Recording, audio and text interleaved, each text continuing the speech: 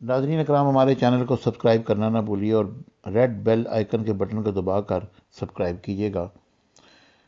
آج کا ہمارا موضوع فلسفہ اور مقصد صیام ہے۔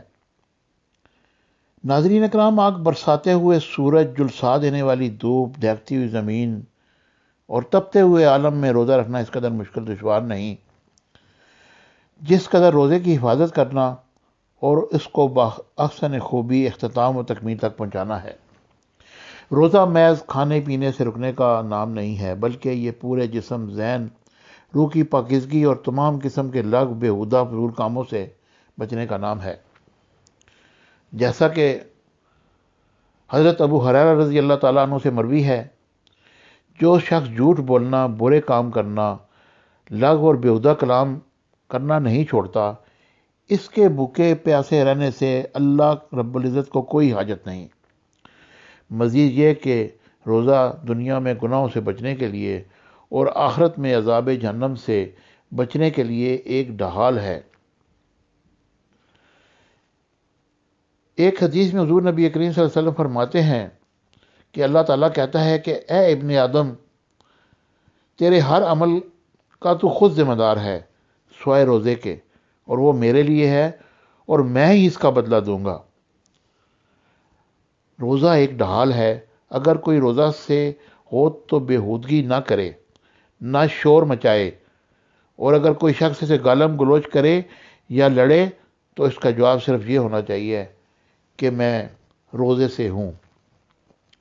اس حدیث سے روزہ کا فلسفہ واضح ہو گیا کہ پورے ایک ماہ تک ہر قسم کی بد زبانی، بد کلامی، شہوت رانی سے دور رہ کر اپنے اخلاق اور روحانیت کو بلند کرنا، اپنے آپ کو جفا کش بنانا، اس لیے کہ مسلمان کو ہر قسم کے ماحول، آب و ہوا و حالات میں مشقت کا عادی بننا ہے۔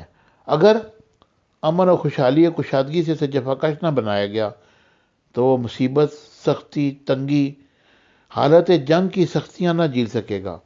بھوکا پیاسا رہنے سے انسان کی روحانی قوتیں بلند ہوتی ہیں اور خاکی نفوس میں ملکوتی صفات پیدا ہوتی ہیں۔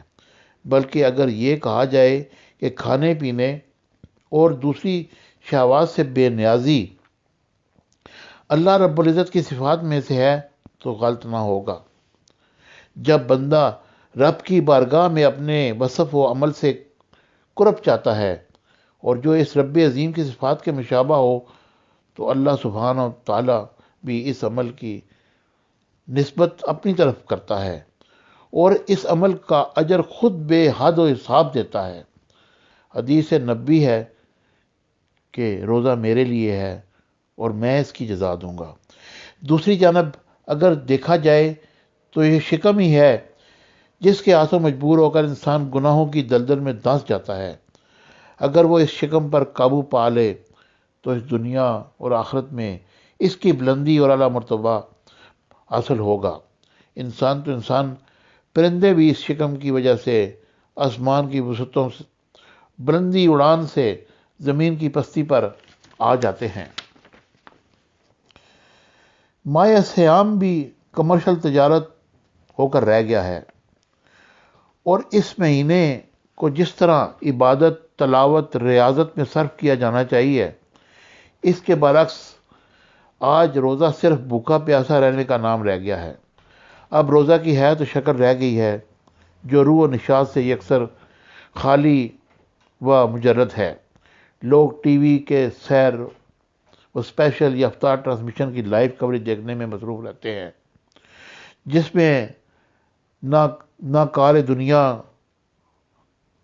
اور نہ ہی آخرت، بلکہ لغویات اور وقت کے ضیاع کے علاوہ کچھ نہیں۔ روزہ کشائی وہ شاید روزہ خوروں کی اور وہ دیگر افعال و اعمال بھی جن سے اسلام نے ہمیں منع کیا ہے، اس کا برملا اظہار و ارتکاب کیا جاتا ہے۔ اور اسی طرح یہ بھی دیکھنے میں آیا ہے کہ جو ہی ماہ رمضان ختم ہوتا ہے، عید کا چاند نظر آتا ہے، لوگ اپنے ذکر، روش اور عادت پر لوٹ جاتے ہیں۔ پھر کسی طور پر بھی ایسا محسوس نہیں ہوتا کہ یہ وہی لوگ ہیں جو کل تک شب بیداری میں مصروف تھے، آج فرض نماز سے بھی غافل اور بے خبر ہیں۔ اور یہ بخوبی واضح ہو جاتی ہے کہ اگر کوئی شخص روزہ رکھے اور اس کا روزہ اس سے لاکھ فضول اور برے کاموں سے نہ روکے تو گویا اس کا روزہ ہی نہیں بلکہ بھوکے پیاسے رہنے کی مشقت ہے، کیونکہ اگر روزہ رکھنے کی وجہ سے حلال چیزیں اس شخص پر حرام ہو جاتی ہیں تو پھر جو مستقل حرام چیزیں ہیں ان میں مبتلا ہونے والے کے روزے کے بھوکے پیاسے رہنے کے علاوہ کیا حیثیت رہ جاتی ہے؟ جیسا کہ حدیث نبوی ہے کہ جو شخص روزے کی حالت میں جھوٹ اور بدکاری سے باز نہیں آتا اللہ تعالیٰ کو اس کے بھوکے پیاسے رہنے کی قطعاً ضرورت نہیں۔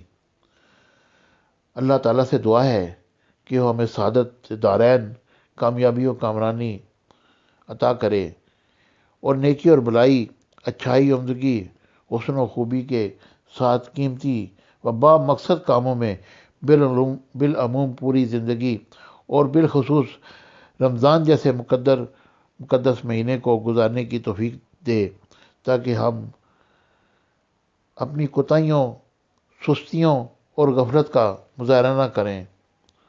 Thank you very much. Subscribe my channel Business Times News for latest political, national, international news. Don't forget to subscribe Business Times News.